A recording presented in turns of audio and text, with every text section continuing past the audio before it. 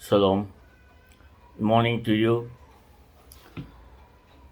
We all know what's going on in the world. Within your country, say right now I'm in India, the south part of India, heavy flooded, every water dam has been opened and everywhere flooded. Billions of dollars of the real estates are swimming in the water. People who valued dollar, property, today is sinking inside the water. Not a good water. All the drain water, sewage water, everything mixed and messed up.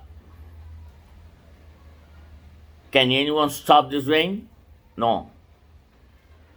Can anyone stop the natural disaster? No.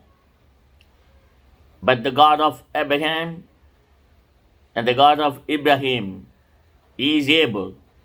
Amen. In the midst of everything, what's going on in the world, in the north part of India, Delhi, snow. In the south part of India, flood. China, Beijing, snow. Back home in North America, all cold and chill. Look at every part of the world, what's going on. How great is our God. When I see whatever's going on, my mind goes to worship God, to praise God, to admire who is my God, how great is my God. I don't know what you think, but this is what I think. There is no one like my God, not even one in the world. The Bible says, Apostle Paul, he wrote the letter to the churches in Galatians. The believers in Galatians, in the beginning, when Paul went and preached, he was sick. Paul went to the churches in Galatia is in Europe. Paul was sick. With his sickness, he preached the gospel. Sometimes we believe everything should be good, everything should go very well, then only we can go and preach the gospel. But Paul didn't do like that. Whether Paul was sick or healthy or poor or lost money or Paul lost the peace of mind, whatever you call it, Paul still preached the gospel. In this day, the Lord is teaching me, William, whether there's a rain or tsunami or earthquake or virus or COVID-19 or 20 or 21, whatsoever you call it, go, preach the gospel. Set the people free. Teach them the way of righteousness. Teach them there's only one way, which is Jesus Christ. Apostle Paul, he wrote the letters to the churches in Galatia. The only thing that counts is faith expressing itself through love. The only thing remain in your life, in my life, is believing the word of God, which is faith, and we got to express our faith in believing the word of God through the love of God. What that mean? Believing the word of God or having faith in God's word, express that through love each other. And Jesus said, love your God with all your heart and mind and spirit and soul and strength. That's the top commandment. And the second commandment, love your neighbor. Who is your neighbor? Not the man, not the family which lives in the next door, or the right or left side, or the opposite house, not on the street. They're not. That didn't mean Jesus meant a neighbor. The best explanation Jesus gave about neighbor in a parable, a man who had a long journey and he was attacked by the bad people and they put him with a lot of wounds and bleeding, and no one was there to take care of that man who had a long journey. That time a priest, he passed by that way, he looked at that man who was wounded and bleeding and struggling for his life, and the priest said, "Oh my God, I don't know who is this guy. I don't want to help him. I don't know who hurt him. He may be a bad guy. Maybe somebody kicked him off. Or I don't know. I don't want to take a risk." And the priest passed by that wounded person. And the wounded person crying and weeping and bleeding. And he's begging the priest, "Oh priest, could you please come and help me?" And the priest said, "No, no, no, no. God will help you. I'm not going to help you. God knows everything. God will come down." Exactly how the pastors are preaching today. God will bless you, you give me the offering. God will bless you, you fill my stomach. God will bless you, you put the money in the church offering. That's what's going on. No one could understand the poor people, their financial situation, their family, their children, their job. No one bothers about anybody. Is that what we call love of God? No. Is that what you call church? No. Is that what God wants as an offering? No, never. Never. My God is not asking your blood. He's not asking. He's asking your love, your faithfulness. That's all God wants today from you and me. The second man who was a Levite, a Levite, he passed by that way. A Levite means a religion leader. He passed by the man who was wounded on the journey. And he looked at that man who was wounded. "Oh, I am a religion man. I don't know who you are. I can't help you. I'm so sorry." He passed by that way. And the third man who passed by that way, he was Samaritan. In Hebrews culture, at the time of Jesus, at the time of King David, Samaritan is untouched people. They're not Jew, they're non-Jew. Samaria, if you see the map of Israel, on top of Israel, the land Samaria. And the people who lived there, and they were being called Samaritans or Samaritans. They are very ungodly people. They worship idols, they worship this, they worship that, and they never worship the God of Abraham.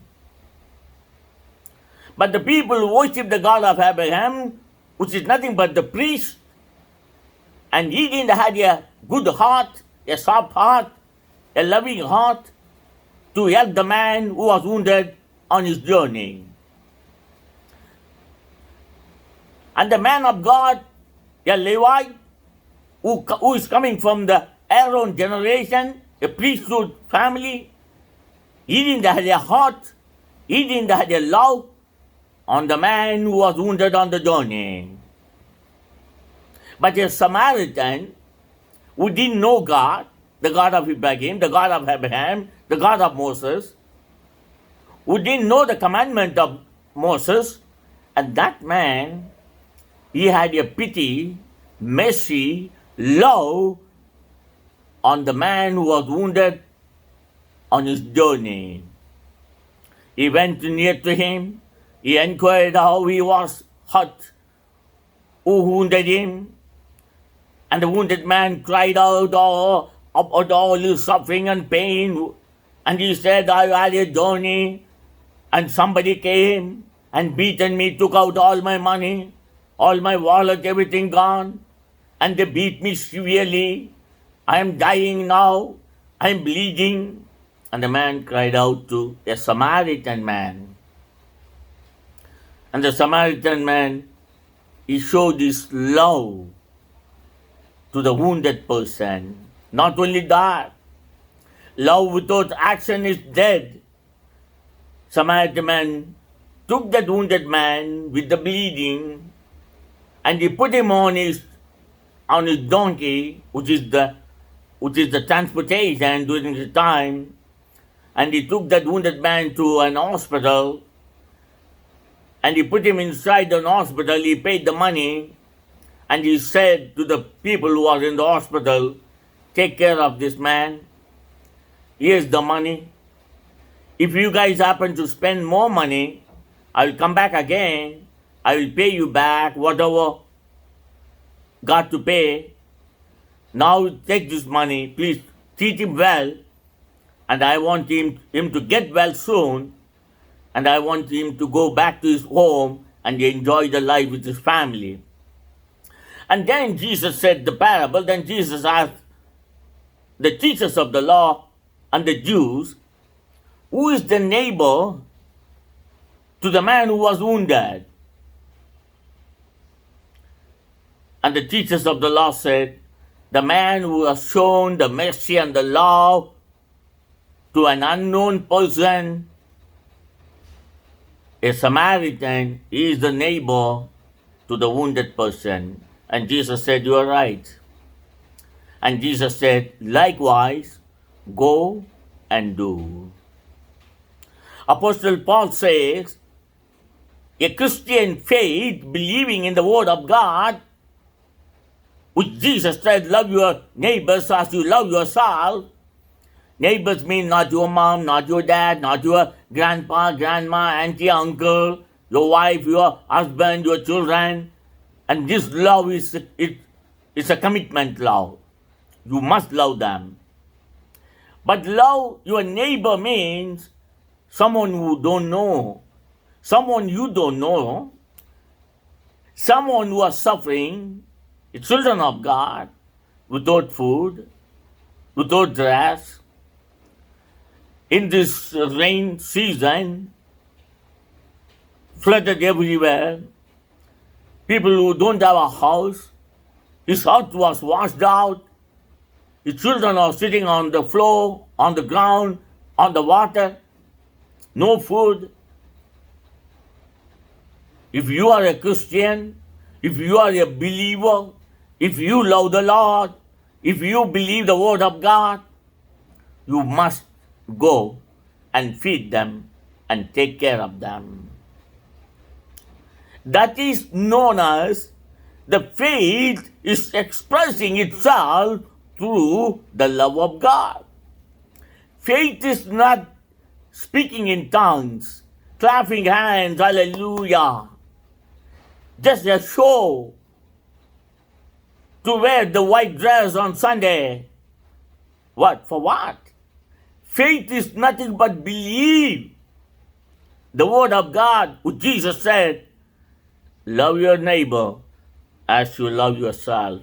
And that faith in believing the Word of God should be expressed in action.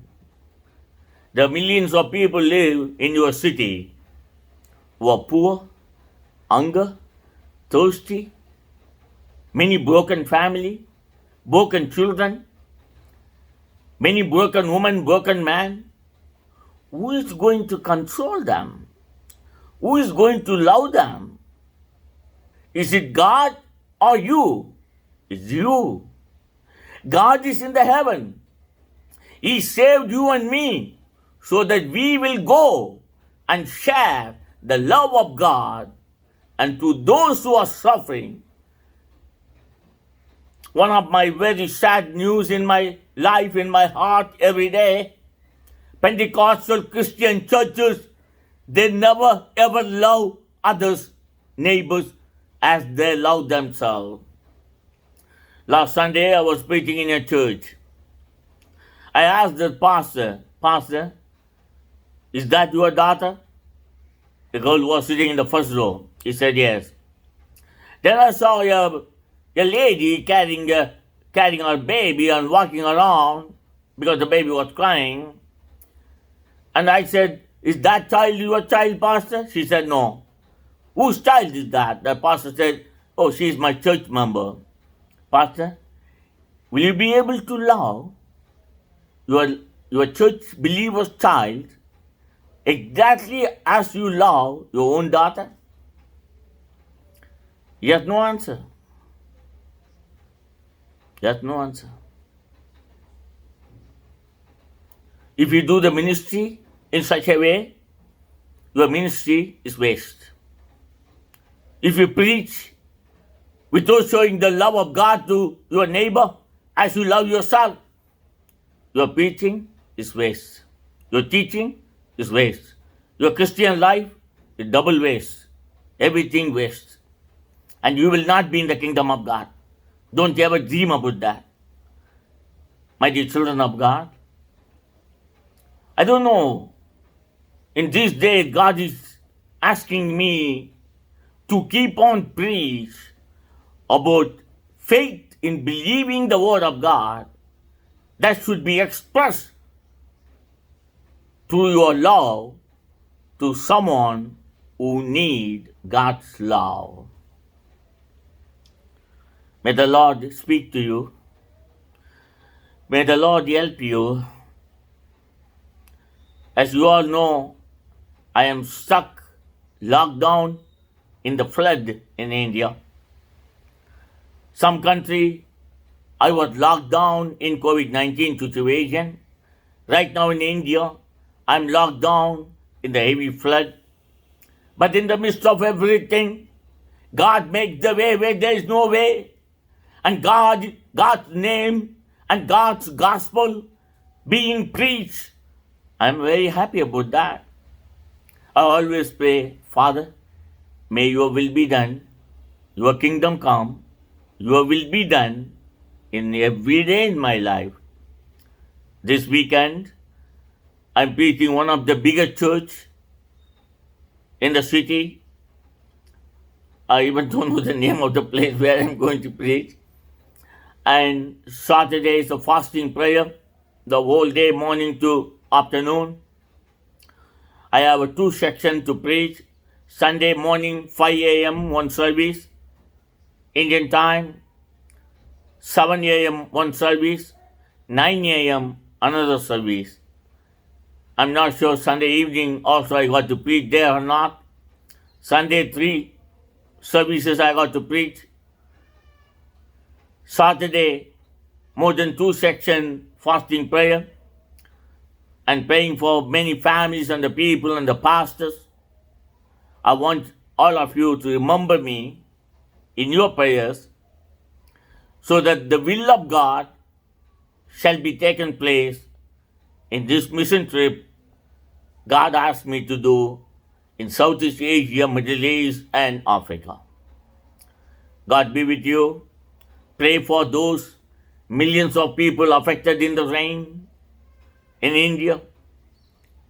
And please do whatever you can help to those who are suffering. And that's the only way you can tell God that you love others as you love yourself. Shalom. Peace be upon you. God bless you. Amen.